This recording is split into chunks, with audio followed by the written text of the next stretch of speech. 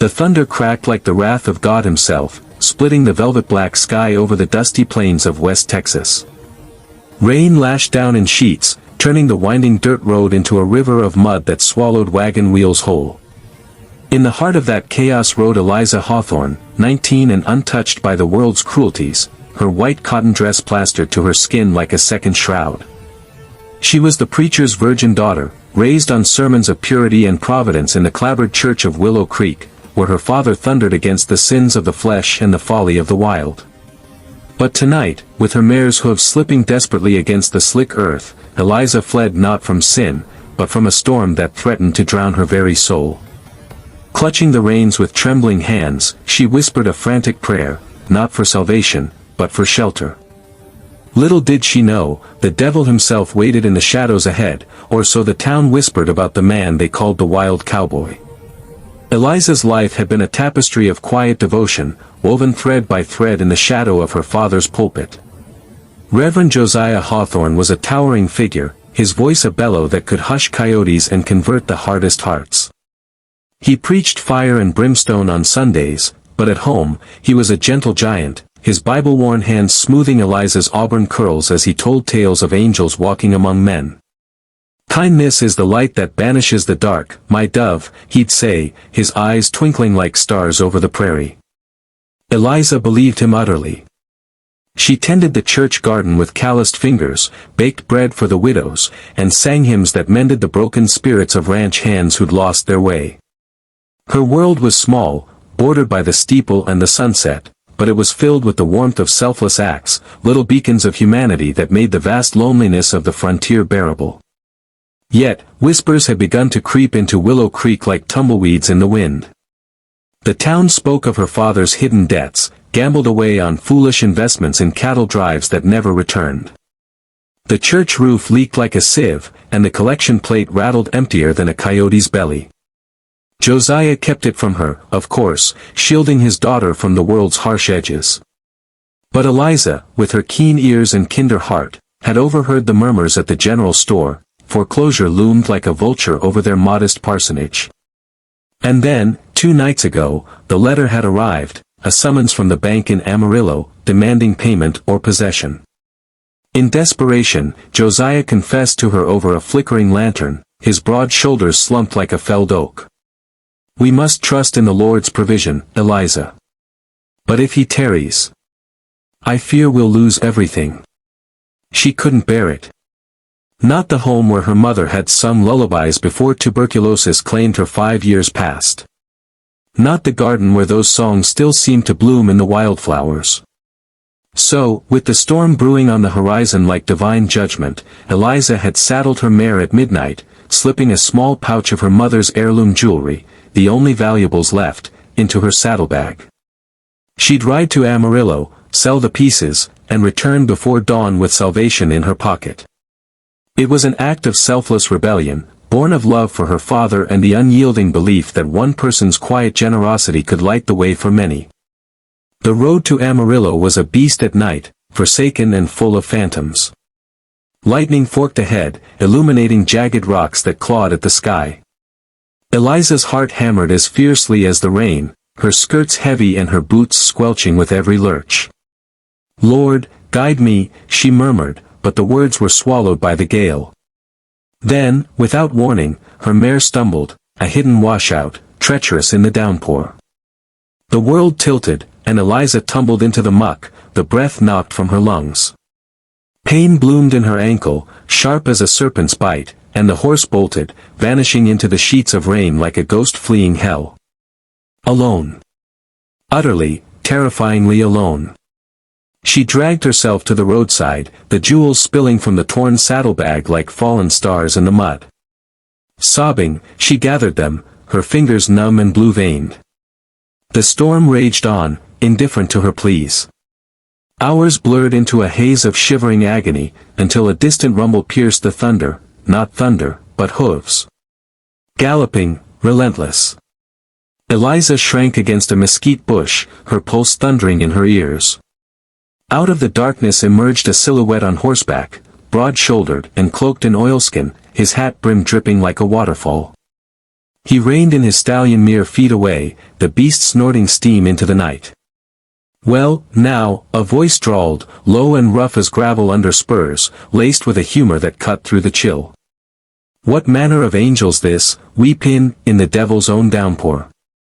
She looked up, rain blurring her vision, and saw him, Jace Harlan, the wild cowboy. The town's black sheep whispered about in hushed tones around potbelly stoves. 28, with sun-leathered skin and eyes like storm clouds, he'd ridden into Willow Creek 3 summers back, a drifter with a colt on his hip and scars that told tales no preacher dared sermonize. They said he'd outrun posses in Colorado, broken more hearts than Mustangs, and danced with danger from the Rio Grande to the Rockies. To Eliza's father, he was temptation incarnate, a wolf in denims, luring good folk astray with his easy grin and wild ways. But Eliza had seen him once, from the church window, leaving a sack of flour on old Widow Jenkins' porch after her barn burned. No one knew it was him, but she'd glimpsed the shadow, and wondered. "Stay back," she gasped, clutching the pouch like a shield, her voice trembling but defiant. "I need no truck with sinners like you." Jace dismounted with a fluid grace that belied the storm, his boots sinking into the mire. He tipped his hat, water cascading off the brim, revealing a face chiseled by wind and whimsy, high cheekbones, a jaw shadowed with stubble, and lips curved in a rogue smile. "Sinner, am I? Darlin', in this rain, we're all just drowned rats seekin' dry ground. Name's Jace. And you, well, you're the preacher's girl, ain't ya? Eliza, right? What in blazes brings a lamb like you out here, playin' tag with lightning?" She hesitated, pride warring with pain. Her ankle throbbed, swelling beneath her boot, and the cold seeped into her bones like doubt into faith. He extended a calloused hand, steady as the earth itself. Against every sermon she'd ever heard, she took it. His grip was warm, rough, the touch of a man who'd wrestled life and won. He pulled her up gently, as if she were spun glass, and in that moment, something shifted. Not sin, but a spark. Humanity, raw and unadorned. He slung her arm over his shoulder, half carrying her to his horse. "Thunder's fixin' to chase us to kingdom come. Got a line shack, 'bout a mile yonder. Dry as a bone, and safer than sinning in church." She protested weakly, but the wind stole her words. Mounted before him, she felt the solid wall of his chest against her back, his arm a loose cage around her waist as the stallion plunged into the night. The rain stung, the thunder roared, but Jace rode like he owned the storm, humming a low, mournful tune that sounded like an old cowboy ballad, something about lost loves and open skies. The line shack was a squat adobe hovel, hunkered against a bluff like a secret kept from the world. Jace shouldered the door open, carrying Eliza inside as if she weighed no more than a prayer. The air was thick with the scent of pine and leather, a single lantern flickering to life on a rough-hewn table. He settled her on a cot piled with wool blankets, his hands efficient as he unlaced her boot. She winced, but his touch was careful, almost reverent. "Sprained, not broken," he murmured, wrapping it with strips torn from his own bandana. "Rest it, and it'll mend. Like most things in this life." Eliza watched him, this outlaw of legend, kneeling at her feet like a supplicant. The storm battered the walls, but inside, a fragile peace bloomed. "Why help me?" she asked, her voice small in the vastness. "You don't even know me." He straightened, pouring coffee from a battered pot into tin mugs, the steam curling like ghosts. Handing her one, he leaned against the wall, his eyes distant. "Reckon I've known enough folks like you, Eliza. Good hearts, pure as driven snow, thinkin' the world's black and white. But out here, it's all shades of gray. And sometimes, a stranger in the rain reminds you why you keep ridin'. She sipped the bitter brew, warmth spreading through her like grace. For the first time, she saw beyond the myths, the wild brawls in saloons, the trail of broken promises. Jace Harlan was a man adrift, his wildness a mask for wounds she couldn't yet name. As the night deepened, they talked. Not of sin or salvation, but of simpler things, the way stars wheel. The sun climbed higher, painting the badlands in hues of amber and rose, as if the heavens themselves approved of the miracle wrought in the mud. Eliza and Jace rode side by side now, her mare limping in tandem with his stallion, the trail to Amarillo stretching like a ribbon of redemption. The jewels were gone, sacrificed on the altar of mercy, but Eliza felt no loss, only a buoyant lightness, as if her soul had shed winter's weight. Beside her, the wild cowboy rode transformed, his posture less defiant, his glances softer, laced with a vulnerability that tugged at her like a half-remembered him. The danger had passed, but a new peril brewed, the uncharted territory of two souls colliding, where purity met passion, and lessons learned in darkness bloomed into daylight's truth. They spoke little at first, the silence companionable, filled with the creak of leather and the trill of meadowlarks heralding spring. Eliza's mind raced, replaying the night's revelations. Her father's world of absolutes, saints and sinners, light and shadow, had cracked like dry earth under rain. Jace was no demon, he was human, flawed and fierce, a testament to the power of unseen kindnesses. She'd glimpsed his scars not on skin, but in stories, the sister lost to fever on the Oregon Trail, the mentor gunned down over a disputed claim, the nights he'd slipped food to starving sharecroppers while posses hunted him for crimes he hadn't committed. Folks see the hat, the gun, and they judge, he'd said, voice roughened by old smoke. But underneath? Just a boy trying to do right in a world gone wrong. And she? The virgin daughter, cloistered in piety, had always viewed selflessness as duty, a ledger of good deeds to balance the soul's scales. But giving away her mother's legacy, watching greed eclipse violence in those hunters' eyes, had been a thunderbolt of realization. It wasn't about the act, it was the ripple, the transformative wave that washed away barriers. Jace's presence amplified it, his wild spirit a mirror reflecting her own untapped fire. As cottonwoods whispered along a dry creek bed, she ventured, "What now, Jace?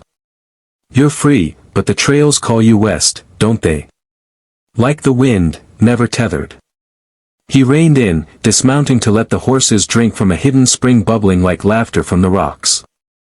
Offering her a hand down, his touch lingered a fraction too long, sending a warmth through her that had nothing to do with the rising sun. West? Maybe once.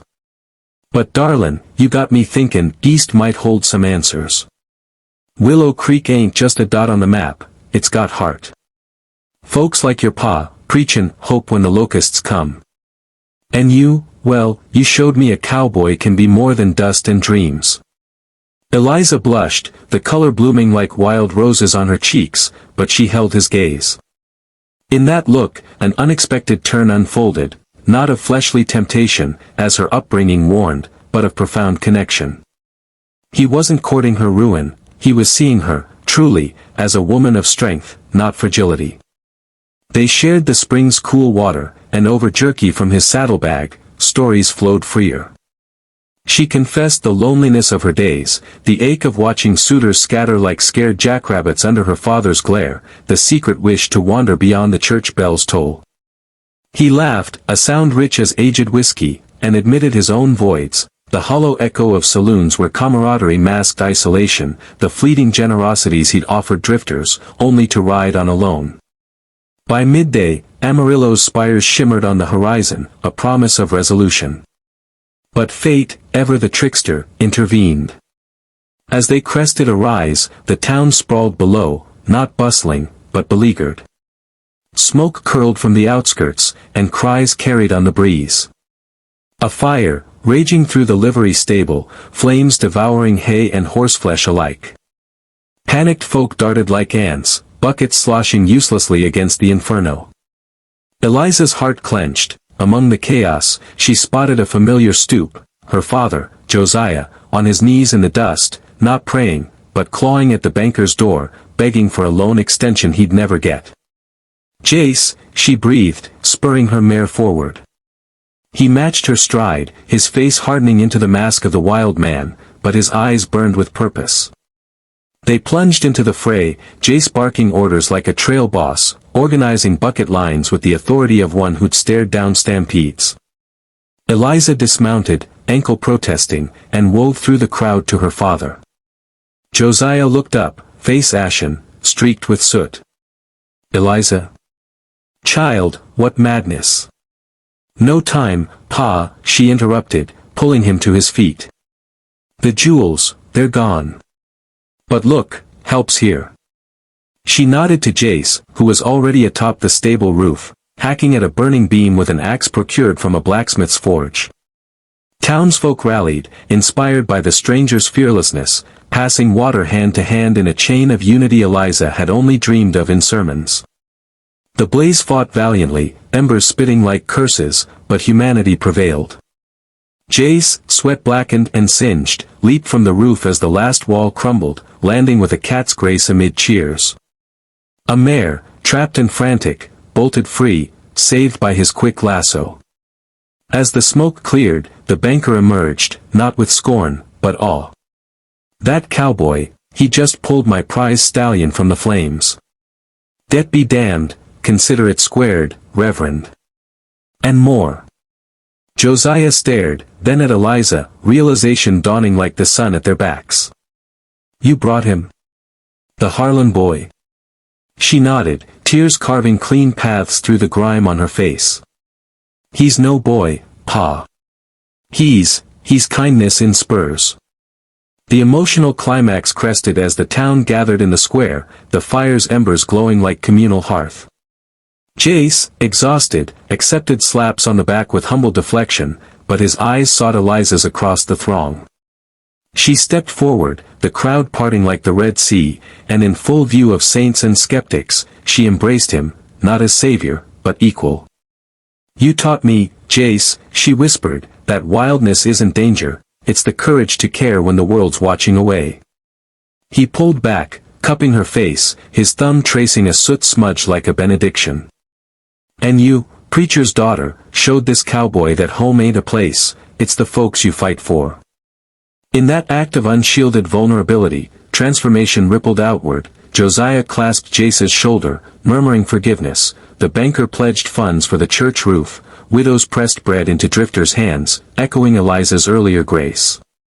As twilight draped the plains in purple, they rode back to Willow Creek, 3 now, a makeshift family forged in fire and flood. Eliza's heart swelled with hope, the virgin no longer bound by walls, but freed by wings of compassion. Jace, tamed not by halter but heart, vowed to stay, trading his colt for a plow, his wild rides for steady trails beside her. In the end, the dangerous lesson of that dark night wasn't of forbidden fruit, but of humanity's unyielding light. One selfless spark, kindled in storm, could illuminate the darkest paths, reminding us all that in a world of wolves and lambs, it's the bridge builders who inherit the stars. And so, under that endless Texas sky, Eliza Hawthorne learned to dance, not in shadows, but in dawn's embrace, inspiring every soul who heard her tale. Kindness isn't weakness, it's the wildest power of all.